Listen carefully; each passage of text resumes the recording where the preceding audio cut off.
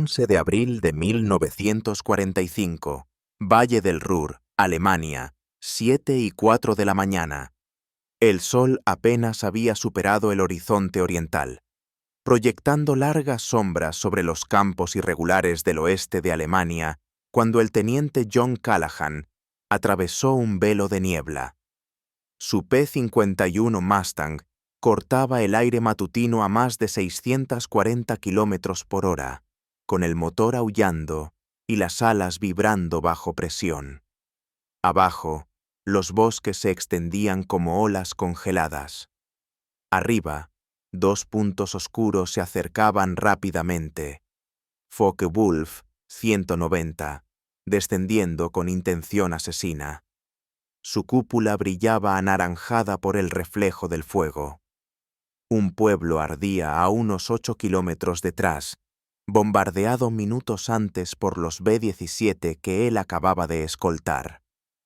Ahora, solo, separado de su escuadrón, Callahan era lo único que se interponía entre aquellos bombarderos y los cazas alemanes que los seguían hasta casa. El Mustang tembló cuando tiró con fuerza de la palanca hacia la derecha. El timón protestó, el morro bajó, y por un segundo sin aliento los controles quedaron inertes. Luego, respuesta. Pero no fue limpia. El giro se torció de forma desigual, inclinándose más rápido de lo que esperaba. Apretó los dientes y forzó la palanca con más fuerza. Una presión extraña tiró de su hombro izquierdo. El flap derecho no estaba alineado. Lo había notado esa misma mañana. El equipo de mantenimiento se encogió de hombros. Una pequeña secuela de un aterrizaje forzoso 2 días atrás. No era suficiente para dejar el avión en tierra. Volará, había dicho el jefe. Pero ahora, bajo el peso brutal de las maniobras evasivas, ese flap desalineado empezó a comportarse de forma impredecible. El Mustang no entró en pérdida. Giró más cerrado, mucho más cerrado. El FBB-190 que lo seguía pasó de largo. Su morro amarillo cruzó la cúpula de Callahan como una guadaña entre el humo. Empujó el acelerador hacia adelante, alineó el objetivo y disparó. El fogonazo de los cañones iluminó la cabina con destellos naranjas. El avión alemán estalló en llamas y giró sin control hasta estrellarse entre los árboles. Quedaba uno. El sudor empapaba sus guantes mientras volaba rasante sobre una loma, la cúpula a centímetros de las copas de los pinos. El segundo alemán lo seguía como una sombra, pero cada vez que Callahan giraba, el Mustang se hundía en el viraje con más fuerza de lo que jamás lo había hecho. La fuerza G le aplastaba el pecho cuando lanzó la palanca hacia la izquierda otra vez, cayendo en una espiral cerrada. El flap aguantó. El Mustang giraba con más fuerza de la que cualquier manual consideraba posible. El FBB-190 rompió la formación por una fracción de segundo. Eso era todo lo que necesitaba. Callahan apretó el gatillo. El segundo avión estalló en llamas. Niveló el vuelo, jadeando, el corazón golpeándole los oídos. Algo no estaba bien. O tal vez algo, por fin, sí lo estaba. Ese flap roto acababa de salvarle la vida. El Mustang era aerodinámico, letal, y aclamado como el escudo de largo alcance de los bombarderos estadounidenses en misiones diurnas. Su nombre resonaba en las salas de instrucción como una promesa. Pero detrás del brillo se escondía un secreto que los pilotos solo se susurraban entre ellos. A más de 9.000 metros de altura, se movía con elegancia. A 3.000, todavía atacaba como un halcón. Pero por debajo de 1.500, el Mustang tropezaba. Su gran envergadura, su velocidad, su estabilidad a alta velocidad, todo eso se volvía en contra del piloto cuando la pelea se daba al ras del suelo. En ese terreno, los cazas alemanes reinaban. El BF-109 podía girar más cerrado. El FB-190 frenaba con más agresividad. En ese corredor estrecho entre la tierra y el cielo, la ventaja era alemana. A los pilotos se les entrenaba para evitar los giros cerrados. Las tácticas de manual hacían hincapié en ataques veloces y directos, golpear y trepar, bajar en picada, disparar una vez, salir volando, jamás quedarse a girar. Esa regla era doctrina. Esa regla era la diferencia entre volver a casa o no. Pero la guerra rompía las reglas. Cada misión terminaba igual, a baja altura, dispersos, caóticos. Los veteranos de la Luftwaffe sabían cómo atraer a los americanos hacia abajo, y una vez que bajaban, los arrastraban a una espiral que el Mustang no podía ganar. En marzo de 1945, las bajas se acumulaban. 8 P-51 del 355 POO, grupo de caza, desaparecieron en 2 semanas, todos a baja altitud. Las sesiones de informes se tornaron amargas. Un piloto juró que su avión entró en pérdida al intentar seguir a un 109 entre las colinas cerca de Erfurt. Otro se desmayó en un giro y jamás volvió a despertar. Los equipos de mantenimiento trabajaban sin descanso. Quitaban peso, ajustaban las pestañas de compensación, modificaban el regulador de la hélice. Pero nada cambiaba la verdad. El Mustang giraba amplio. Los alemanes, más cerrado. Ningún ingeniero encontraba la solución. Ningún manual ofrecía alternativas. Los canales oficiales descartaban el problema como error del piloto bajo estrés. Pero los hombres que volaban todos los días sentían esa verdad apretándoles el pecho con cada misión. Callahan había leído los informes. Había volado en funerales. Había visto demasiados choques grabados en la tierra como tumbas. Cada uno era un recordatorio de que incluso las máquinas perfectas tenían puntos ciegos. Y entonces llegó el 11 de abril. Aún no sabía que su flap se había desalineado, ni que ese pequeño defecto estaba a punto de reescribir las reglas. No solo para él, sino para cada Mustang que aún seguía volando. El olor a aceite quemado impregnaba la base aérea aquella mañana mientras los mecánicos se arrastraban bajo los Mustang maltrechos. Las herramientas repiqueteaban, el combustible silbaba y el aire se llenaba del penetrante aroma metálico. El teniente John Callahan permanecía junto a su avión, observando el flap derecho que casi le había costado la vida. Colgaba unos pocos grados más bajo que el izquierdo, apenas perceptible, pero de algún modo importante. La superficie estaba deformada cerca de la bisagra, remendada a toda prisa con una línea apagada de remaches.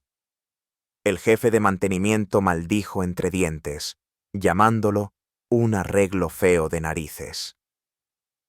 Para él, no era más que daño de combate. Para Callahan, era otra cosa. Había repasado el combate toda la noche en su cabeza, ese giro imposible. La extraña resistencia en la palanca, la forma en que el avión se clavó en la curva cuando debería haber derrapado. Nada encajaba. Un defecto mecánico le había dado una agilidad que desafiaba la naturaleza del Mustang. Abrió su cuaderno de vuelo y comenzó a trazar lo que recordaba: los ángulos, la velocidad de pérdida, el momento en que la fuerza G alcanzó su punto máximo. Su lápiz corría rápido, con trazos nerviosos. Algo en esa resistencia desigual había alterado el flujo de aire del Mustang, lo justo para cambiarlo todo. Un mecánico británico, mayor y silencioso, notó su obsesión. Aquel hombre había trabajado con Hurricanes durante la batalla de Inglaterra. Echó un vistazo al dibujo y murmuró con voz baja y cansada. Lo he visto antes. Sustentación asimétrica. Un poco de resistencia en el lugar justo, y el avión muerde más fuerte. Si lo haces mal, te matas. Si lo haces bien, bailas. Callahan lo miró, sorprendido por la sencillez. Ningún manual hablaba de eso. Ningún ingeniero lo aprobaría. Era una casualidad. Un accidente mecánico que no debía funcionar. Pero había funcionado. Rodeó el avión, dejando que sus palmas rozaran la piel metálica aún fría. Cada abolladura, cada rasguño, parecía latir con posibilidades. La lógica decía que debía repararlo. Su instinto le decía lo contrario. Se volvió hacia el jefe de mantenimiento, con voz firme. «No toques ese flap, déjalo tal y como está». El mecánico frunció el ceño, pero obedeció. La decisión de Callahan estaba tomada. La próxima misión sería su prueba. A baja altitud, a todo gas, sin red de seguridad. Si estaba equivocado, se estrellaría antes de que alguien entendiera el porqué. Pero si tenía razón, la mayor debilidad del Mustang estaba a punto de desaparecer. Finales de abril de 1945. Steeple Morden y más allá. El primer piloto que preguntó por el flap de Callahan lo hizo de manera casual, mientras removía un plato de patatas quemadas en una bandeja de campaña. A la mañana siguiente, 4 más acorralaron al jefe de mantenimiento. Ninguno lo decía en voz alta, solo querían saber. Seguía roto el flap. En cuestión de días, comenzaron a aparecer fallos sutiles en distintos aviones del 355 El flap derecho de un Mustang se atascó, bajado apenas 1 centímetro. Otro tenía una varilla torcida que, curiosamente, pasó por alto durante la inspección. Los registros de mantenimiento lo anotaban como desgaste habitual. Pero los pilotos sabían la verdad. Aquello en lo que Callahan había tropezado ya tenía nombre, susurrado entre hangares y tiendas de campaña. El ángulo Callahan. No estaba aprobado.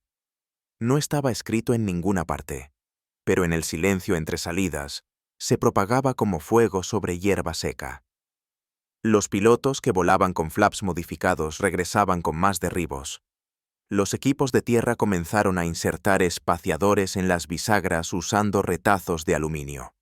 Los ajustes eran mínimos, casi invisibles, pero su efecto a baja altitud se volvió innegable. Algunos se arriesgaron demasiado. Un Mustang perdió un flap en pleno giro y se desintegró cerca de Maguncia. Otro entró en pérdida y cayó en medio de la niebla sobre Kassel. Pero los que aprendieron a dominarlo descubrieron una nueva forma de combate aéreo, cerrado, brutal, controlado. Los oficiales tácticos empezaron a prestar atención. Las cifras de derribos subieron. El tono de los combates cambió. Los P-51, que antes giraban abiertos, ahora se mantenían cerrados y letales. Desde Wright Field enviaron observadores. Ingenieros revisaron los carretes de filmación cuadro por cuadro. Ningún memorando oficial mencionó la palabra asimetría, pero sí se emitió una orden discreta para probar desalineaciones deliberadas del flap dentro de los límites estructurales, en aviones con destino al Pacífico. En mayo, escuadrones enteros ya habían adoptado el ajuste, aunque sin reconocimiento oficial. Los mecánicos trabajaban toda la noche, ajustando separadores, doblando soportes, puliendo soldaduras. El olor a metal caliente y combustible impregnaba los hangares. El sudor caía sobre planos dibujados a lápiz y manchados de café, pero cuanto más se extendía, más frágil se volvía. Las carencias de materiales empeoraban. Algunos escuadrones no tenían herramientas. Otros se resistían al cambio. El alto mando evitaba respaldarlo, temiendo un desastre si la táctica fracasaba a gran escala. Aún así, el Mustang estaba cambiando. No en las fábricas, no en los manuales, sino en las manos de aquellos que necesitaban que cambiara para sobrevivir. Lo que empezó como un flap roto se convirtió en una revolución silenciosa, demasiado veloz para estudiarla, demasiado eficaz para ignorarla. La guerra en el aire estaba cambiando. Y en medio de todo ese ruido, Callahan seguía volando. 18 de abril de 1945. Espacio aéreo de Leipzig, Alemania. 1:22 de la tarde. El cielo era implacable, cegador y gélido sobre los campos fragmentados del este de Alemania. El teniente Callahan volaba bajo, siguiendo al milímetro los contornos de las colinas, mientras un chisporroteo de estática crepitaba en sus auriculares. Columnas de humo marcaban el paso reciente de los B-24. En algún lugar al frente, los alemanes lo esperaban. Una escuadrilla de Bf-109 apareció como insectos recortados contra el resplandor. Dos se separaron, hambrientos de sangre, descendiendo hacia el Mustang solitario. Callahan no trepó, se mantuvo pegado al suelo, con el acelerador a fondo y el motor rugiendo con potencia cruda. La palanca se sentía más firme ahora. El flap asimétrico tiraba de él, silencioso y preciso. La presión del aire se arremolinaba sobre las alas. No luchó contra la resistencia. La aprovechó. El primer 109 se le echó encima. Sus cañones escupieron fuego. Las trazadoras pasaron silbando junto a la cúpula. Callahan rodó hacia la izquierda y, de golpe, encadenó un giro ascendente y cerrado. El ala derecha del Mustang arrastró con más fuerza en la curva. Por un instante, pareció que iba a entrar en pérdida. Luego, se agarró al aire. El Mustang giró más cerrado de lo que el 109 podía seguir. Descendió, invirtió dirección y disparó. El caza alemán estalló en una flor de fuego, girando hasta estrellarse contra el suelo con una columna negra detrás. El segundo 109 se abalanzó desde lo alto. Callahan fingió un quiebre hacia la derecha y luego cortó bruscamente a la izquierda, bajo y duro. El flap derecho arrastró lo justo el ala exterior. El avión pivotó como una cuchilla sobre bisagra. El morro se mantuvo firme. El motor gemía. Su estómago se aplastó contra la columna. Aquello no estaba en ningún manual. Era otra cosa, completamente distinta. El enemigo intentó imitarlo. Demasiado tarde. El giro del alemán se abrió de más. El Mustang ya había girado más cerrado, más rápido, más bajo. Callahan apretó el gatillo. El aire vibró y se llenó de humo. El 109 estalló. Sus restos volaron sobre las copas de los árboles antes de desaparecer entre llamas. Niveló el avión en silencio. El viento rugía junto a la cúpula. El sudor le corría por la sien, frío y punzante. Los guantes se le pegaban al acelerador. No había sido suerte. El flap roto había logrado que el Mustang hiciera lo que nadie creía posible: superar en giro a un caza alemán por debajo de 1500 metros. Sin entrar en pérdida, sin desmayos por fuerza G, solo control violento e imposible. El cielo sobre Leipzig ahora tenía un solo Mustang donde antes bailaban 3 cazas. 2 ardían. Uno pensaba: esto no había sido un accidente. Era un arma. 2 de mayo de 1945. Cerca de Innsbruck, Austria. 9:17 de la mañana. El aire de montaña era delgado y cortante, surcado por estelas de humo y el hedor del combustible ardiendo. La nieve aún se aferraba a los picos. Abajo, las últimas defensas del Tercer Reich se atrincheraban para morir. 12 Mustangs del 355 Po, grupo de caza, descendían en formación. Su misión era clara: proteger una oleada de bombarderos que se dirigía a un nudo ferroviario saturado de blindados alemanes. Pero algo cambió. 15 cazas enemigos se alzaron para interceptarlos. Bf-109 y Fb-190, reunidos con lo poco que quedaba de la Luftwaffe. No eran novatos. Volaban como hombres sin nada que perder. Callahan lideraba el elemento central. Su Mustang, aún con el flap torcido, rugía entre los huecos de las nubes con cristales de hielo formándose en el morro. Las radios crepitaban. Contacto visual confirmado. No había tiempo para trepar. Cayeron en picado. El choque ocurrió a ras de los árboles. Fuego de cañón rasgando las cabinas. Ametralladoras estallando como relámpagos. Los pilotos alemanes arrastraron el combate hacia abajo, girando bruscamente entre valles donde el aire se volvía denso e implacable. Era la trampa de siempre de la Luftwaffe. Pero esta vez no funcionó. Callahan giró por dentro de un 190. El flap asimétrico generó resistencia justo en el momento clave, anclando al Mustang en la curva. El enemigo intentó cerrarse, demasiado tarde. Se pasó de largo. Los cañones de Callahan rugieron como truenos. El Focke-Wulf desapareció en chispas y restos ardientes. En toda la formación, los Mustangs modificados aguantaron el giro.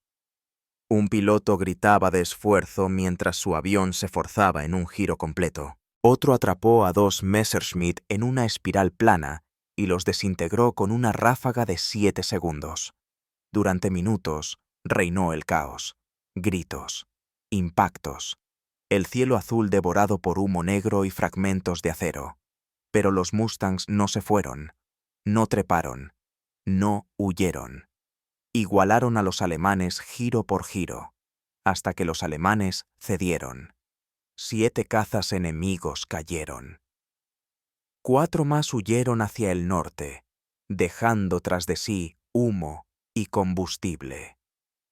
Un Mustang se perdió. El teniente Parker, con la cola arrancada en un último intento desesperado. Nunca saltó. La voz de Callahan rompió el silencio. Aguantó. Otra vez. Nadie habló de manuales. Nadie recitó doctrina. Al cielo no le importaba lo que estaba aprobado, solo lo que funcionaba. La guerra no terminó con una explosión, sino con un silencio que se extendió por los aeródromos como niebla. Los motores se enfriaron. Los cañones dejaron de ladrar. El cielo, antes saturado de acero, volvió a ser azul. Los pilotos caminaban con la mirada vacía, las botas gastadas y manchadas de aceite seco. Callahan se detuvo junto a su Mustang por última vez, con la palma apoyada sobre el fuselaje marcado por cicatrices. El flap torcido seguía colgando, desalineado. Nadie se molestó en repararlo. La lucha había terminado. Los oficiales de informes hicieron preguntas. ¿Cómo cambió tu tasa de giro? ¿Qué modificaciones se realizaron? La mayoría de los pilotos respondía con vaguedades. Algunos no decían nada. No existía un formulario para lo que habían hecho. No había casilla para la improvisación en el campo de batalla. Los ingenieros estudiaron restos de aviones estrellados, revisaron grabaciones de cámaras de tiro, analizaron registros de derribos. En medio del mar de datos, empezaron a aparecer patrones. Los Mustang, con pequeñas desalineaciones en los flaps, habían sobrevivido a más combates a baja altitud. Aún así, ningún informe se atrevía a decir que fue intencional. Los canales oficiales temían el caos si la noticia se propagaba demasiado rápido. Ninguna condecoración mencionó flaps asimétricos. Ninguna citación llevó el nombre de Callahan. A él no le importaba. Voló 2 misiones más antes del armisticio. Ambas terminaron con derribos. Ambas terminaron con ese mismo giro imposible y violento. De regreso en Inglaterra, los aviones fueron desmantelados, almacenados o enviados al desguace. Las innovaciones desaparecieron bajo capas de pintura y papeleo. Los equipos de mantenimiento siguieron adelante. La doctrina volvió a imponerse, pero los rumores persistieron. Los escuadrones del Pacífico empezaron a oír susurros. Algunos sargentos de instrucción transmitían un consejo extraño. Si se va muy abierto, revisa el ángulo del flap. Unos pocos instructores, en silencio, doblaban ligeramente el borde de salida antes de los vuelos de demostración. Solo un poco. Lo justo. Callahan volvió a casa sin fanfarria. No escribió memorias. No dio entrevistas. Compró un terreno, se casó con una chica de Kansas y voló aviones fumigadores a través del mismo tipo de giros bajos que, alguna vez, le habían salvado la vida. A veces, cuando sus hijos le preguntaban por la guerra, decía que el Mustang volaba como ningún otro y que, una vez, algo se rompió y lo hizo aún mejor. La verdad nunca llegó a los libros de historia, pero en las semanas finales de la guerra, en el aire frío sobre Europa, un pedazo roto de metal reescribió en silencio lo que una máquina perfecta podía hacer. Sin doctrina, sin planos, solo instinto, y un piloto que se atrevió a confiar en él. Años después, a través de generaciones en hangares donde ahora rugen motores a reacción y los fuselajes relucen con brillos de polímero, viejos Mustangs yacen olvidados bajo lonas, con polvo acumulado sobre las cúpulas. La pintura se descascara, el caucho está agrietado, pero bajo esas alas envejecidas, algo aún susurra. El flap Callahan nunca fue reconocido oficialmente, pero su eco se transmitió de otras formas. Instructores de combate repetían máximas curiosas.